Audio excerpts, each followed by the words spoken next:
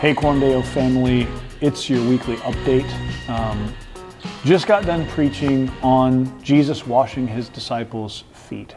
And a couple things stand out to me as I've thought about that text. One is the reminder of how many of you serve in so many wonderful and faithful and selfless and sacrificial ways throughout our church. And so even though the focus as I'm preaching is to try to challenge us to hear Jesus' words and to respond to them, I'm also mindful as I'm preaching of just that our church is a very servant-hearted church, and that we really do have a wonderful history and I don't know what the word I'm looking for is, like a wonderful track record of serving one another. So thank you for all the ways that you already are modeling what Jesus wants for us there. And I hope that what the sermon did this week is to help you look into the motives of your heart, see some of the weakness and wounds and sin that complicates your serving, and then how the gospel Jesus loves for us sets us free to just keep seeking him and keep pursuing him and keep laying down our lives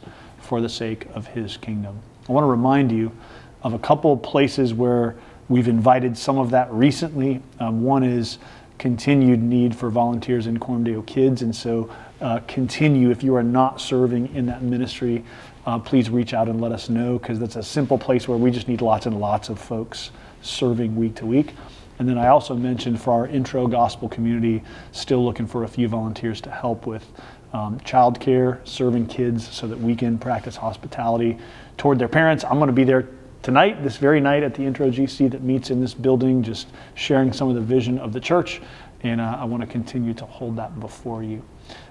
It's a pleasure and a privilege preaching and serving here. I hope that you are avoiding the Omicron variant, or at least recovering, because it seems like everybody I know has been sick in the past 4 to 6 weeks. So thank you for all the ways that you have been participating, whether from up close or from afar, in the life of our church. I will see you again next week for another weekly update. And until then, man, let's do our best to follow Jesus' example and serve others as he has served us.